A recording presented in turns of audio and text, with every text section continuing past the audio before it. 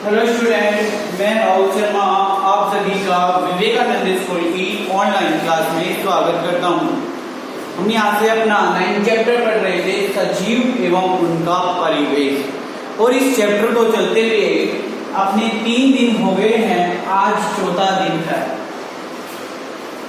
तो हमने इससे पहले के जो वीडियो थे उन वीडियो में सजीव क्या होते हैं, सजीव और निर्जीव में अंतर, और वो जिस स्थान पर रहते हैं उस स्थान को क्या कहते हैं, और जब वो उस स्थान पर रहेंगे तब उनमें क्या क्या अनुकूलन या क्या क्या स्थितियां पाई जाती है, इन सब के बारे में अपन ने चर्चा कर ली थी। अब अपन यहाँ क्या करेंगे, इससे आगे के वीडियो, तो अपन ने पिछले वीडियो में इन सब के बारे में देख लिया था। अब अपन क्या करेंगे, आगे के बारे में देखेंगे। तो कुछ समुद्री आवास की बात करेंगे या जलीय आवास की बात करेंगे। जलीय आवास की बात करेंगे तो देखिए क्या है कि जलीय आवास वे स्थान जहां जीव जंतु जल में रहते हैं वो जलीय आवास कहलाता है। जल में रहते हैं वह आवास क्या कहलाता है, जलीय आवास कहलाता है। अब जलीय आवास की अपन ने बात की तो इसमें अपन ये देखेंगे जलीय आवास में समुद्री आवास।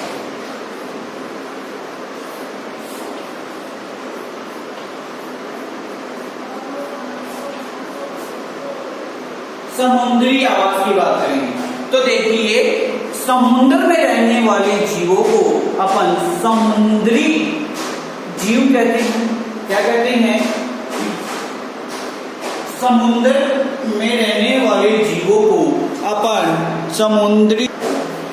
अब क्या है कि इस तरह का जो आवास है समुद्री आवास, कि इस तरह के आवास में क्या होते हैं, जो जीव होते हैं वो समुद्र के अंदर रहते हैं। तो समुद्र के अंदर जो उनका स्थान है उस स्थान को अपन समुद्री आवास कहते हैं।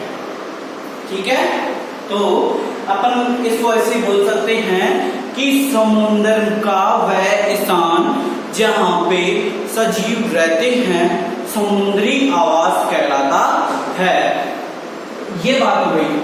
अब समुद्र में क्या होता है कि जैसे मैंने बात की है मछली की, तो अपन ने पहले ही बताया था। अभी मछली क्या होती है, समुद्र में पाई जाती है, रहती है। तो जैसे ये कोई समुद्र है और इस समुद्र में क्या है, पानी है। तो इस पानी में क्या होता है कि मछली के इस तरह के फिन पाए जाते हैं, मतलब पंख जैसी संरचनाएं होती है। आपने लास्ट में भी इस तरह की संरचनाएं देखी होगी मछली के अंत में। तो क्या होता है कि ये संरचनाएं होती है, इन संरचनाओं को अपन क्लोम कहते हैं। क्या कहेंगे, क्लोम या गिल कहेंगे, गिल्स। ठीक है, क्लोम या गिल्स कहेंगे। इस क्लोम या गिल्स से क्या करता है, इस क्लोम या गिल्स से ये मछली क्या करती है कि जो पानी में उपस्थित जो ऑक्सीजन है उस ऑक्सीजन का उपयोग करके श्वसन की क्रिया करती है। श्वसन की क्रिया करेगी और श्वसन की क्रिया करने के बाद में, ठीक है, उसमें वही क्या होगा, उत्सर्जन होगा, जनन होगा, उसकी वृद्धि होगी। तो ये सारी क्रियाएं जो होगी मछली के अंदर होगी। अब समुद्री आवास में आपको पता है कि इनकी जो त्वचा होती है ना मछलियों की, ये मोटी होती है, ताकि क्या हो कि जब पानी अत्यधिक गर्म हो तब उनसे बच सके और जब पानी अत्यधिक ठंडा हो तब उनसे बच सके, मतलब बचाव करते हैं। तो अपन ने इससे पिछले वीडियो में अनुकूलन के बारे में बात की थी। अनुकूलन के बारे में बात की थी। अनुकूलन का मतलब था कि उन जो जीव जिस स्थान पे पाए जा रहे हैं वहां कैसी कैसी स्थितियां पाई जाती है, तो उन स्थितियों को अपन ने अनुकूलन कहा था। तो ये क्या है, समुद्री आवासों में पाए जाने वाले अनुकूलन हैं। कि जैसे मछली होगी तो इस तरीके से पाई जाएगी, उनके शरीर में इस तरीके से जीवित रहने के लिए अनुकूलन पाए जाएंगे। अब इससे आगे मैं समुद्री आवास के बाद में झील और तालाब की बात करता हूं।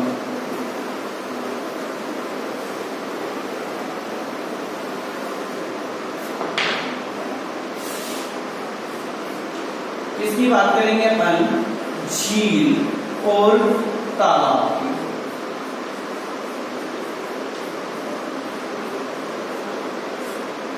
झील और तालाब की बात करते हैं तो आपने जो अपने आसपास के जो तालाब है, जहां आप आसपास में जो पानी इकट्ठा हुआ है, उस इकट्ठे पानी को अपन झील या तालाब के नाम से जाना जाता है।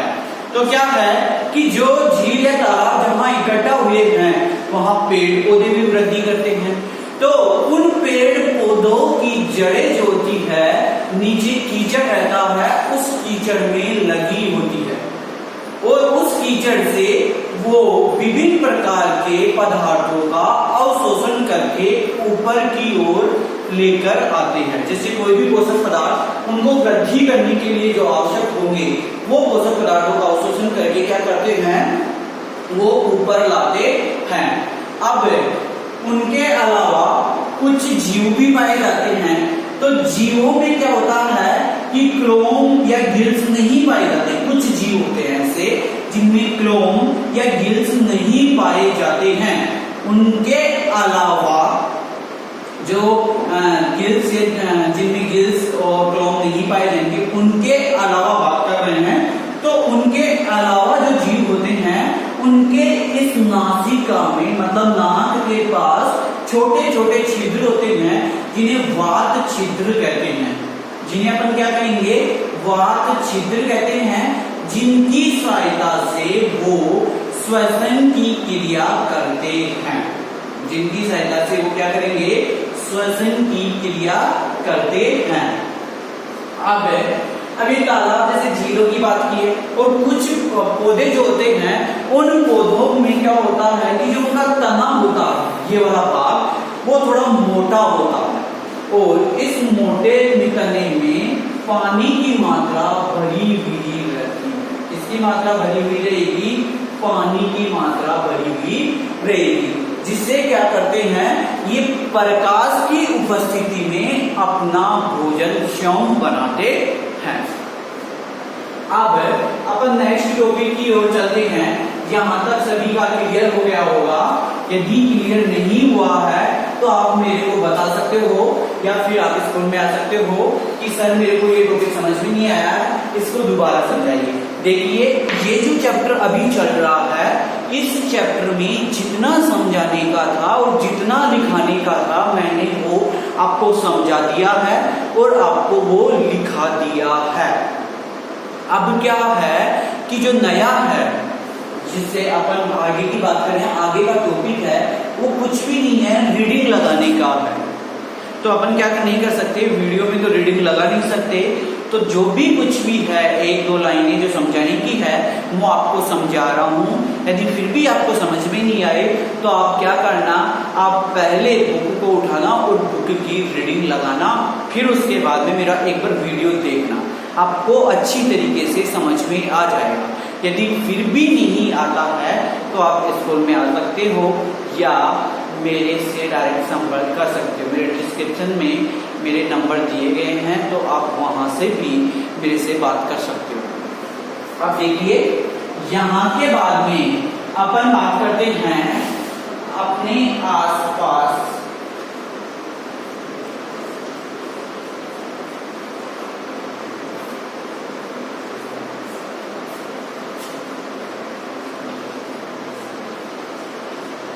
अपने आसपास के जीव।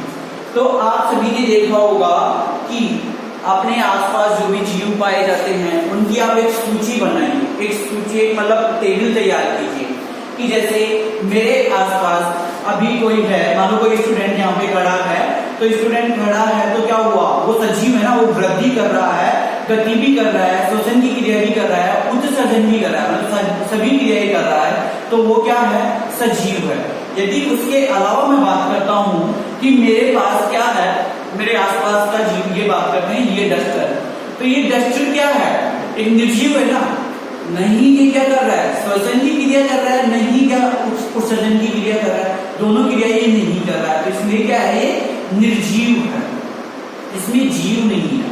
तो यहाँ से जो अपने टॉपिक है अपने आसपास के जीव, तो आप सभी को क्या करना है, जैसे यहाँ से एक टेबल बनानी है, आप लोगों को छोटी सी, यहाँ जीव लिखना है, ठीक है ना, और यहाँ लिखना है सजीव या निर्जीव। यदि जैसे मैंने लिखा 4 ही जीवों के नाम लिखना है बस आपको, और कुछ भी नहीं लिखना है, 3 और 4 लिखना है। पहला जैसे मैंने लिख दिया कि कुत्ता है मेरे पास में, तो कुत्ता क्या है, सजीव है ना, गति कर रहा है, गमन कर रहा है, वृद्धि कर रहा है, तो क्या है, यहां मैं लिखूंगा कि कुत्ता क्या है, अपने पास सजीव है।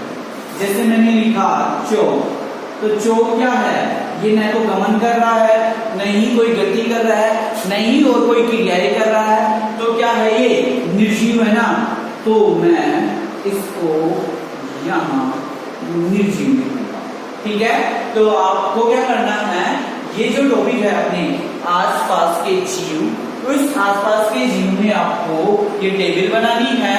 इस टेबल में ऊपर इधर हेडिंग लगानी है जीव, और इधर हेडिंग लगानी है सजीव या निर्जीव। फिर आपको 4 के नाम लिखने हैं, जिसमें 2 सजीवों के नाम लिखने हैं और 2 निर्जीवों के नाम लिखने हैं, और टेबल आपको तैयार करनी है। इसके बाद अपन बात करेंगे आगे किसके बारे में,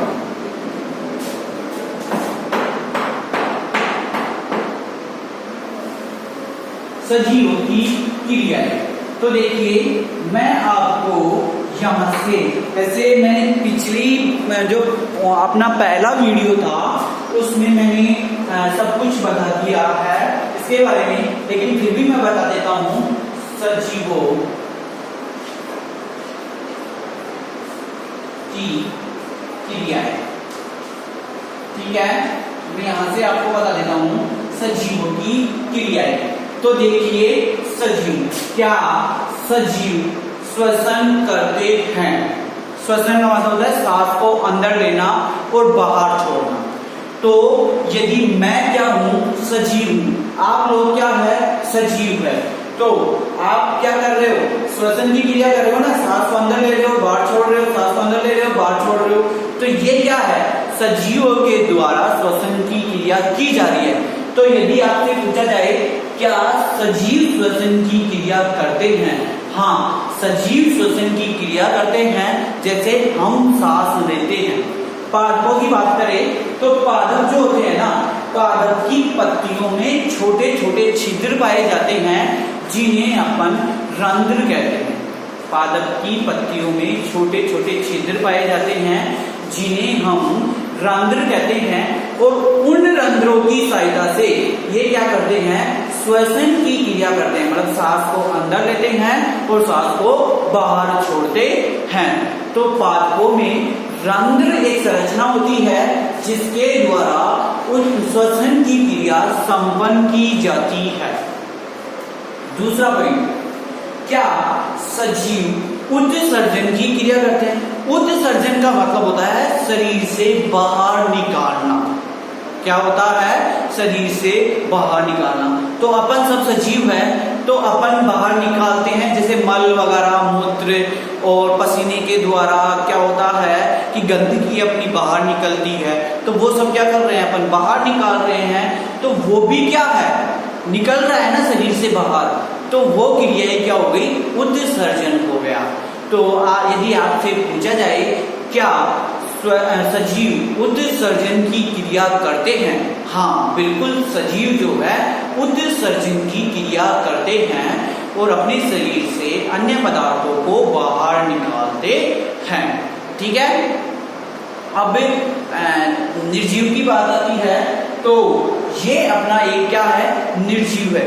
क्या ये शरीर से पसीना बाहर निकाल रहा है, क्या ये शरीर से मूत्र बाहर निकाल रहा है, या क्या शरीर से कोई अपशिष्ट पदार्थ बाहर निकाल रहा है, नहीं निकाल रहा। तो निर्जीव उत्सर्जन की क्रिया नहीं करते, जबकि सजीव जो होते हैं वो उत्सर्जन की क्रिया करते हैं। श्वसन हो गया, उत्सर्जन हो गया। क्या सजीव वृद्धि करते हैं? बिल्कुल हाँ, करते हैं। जैसे अपन ने क्या किया, एक कोई अपना पादप है, पौधा है, जब मैंने लगाया था उसको तब वो इतना सा था, थोड़े दिनों बाद में देखता हूँ वो इतना बड़ा हो जाता है और बड़ा हो जाता है। तो क्या हो रहा है, उसमें वृद्धि हो रही है ना, वो बढ़ रहा है, अपनी आकार लंबाई में बढ़ रहा है। तो सजीवों में क्या हो रही है, वृद्धि हो रही है। जैसे अपनी देख लिया जाए कि मैं क्या था कि जब छोटा था तब इतना सा था, फिर इतना, अब यहाँ इतना बड़ा हो गया। तो क्या हुआ कि मेरे में भी वृद्धि हुई, नहीं इतना बड़ा हो गया। आप जब पहली क्लास में पढ़ते थे तब छोटे से थे, फिर और बड़े हुए, फिर और बड़े हुए, फिर और बड़े हुए। तो क्या हुआ, आप में भी वृद्धि की क्रिया हुई। तो सभी सजीव जो होते हैं वो वृद्धि करते हैं। लेकिन मैं यहाँ से मान लो कि अभी 1 जुलाई से ऑनलाइन क्लासेस चली है, तो तब भी डस्टर इतना ही बड़ा था, और आज 1 महीने से ज्यादा हो गया ऑनलाइन क्लासेस चलते हुए, तब भी ये डस्टर इतना ही बड़ा है। क्या इस डस्टर में वृद्धि हुई है? नहीं हुई है। ये डस्टर तब भी इतना बड़ा ही था और आज भी इतना बड़ा ही है।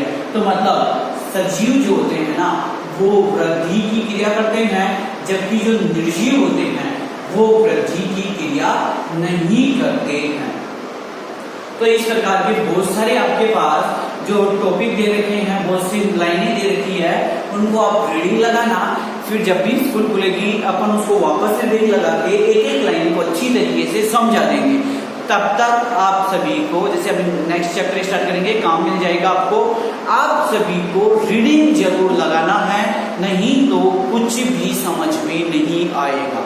रीडिंग लगाओ, फिर उसके बाद में वीडियो देखो तो आपको सब कुछ समझ में आ जाएगा। यदि फिर भी कोई प्रॉब्लम हो तो मेरे नंबर दिए हैं नीचे, वो आप बोल सकते हो मेरे को, या सर को बोल सकते हो, या आप स्कूल में आ सकते हो। धन्यवाद।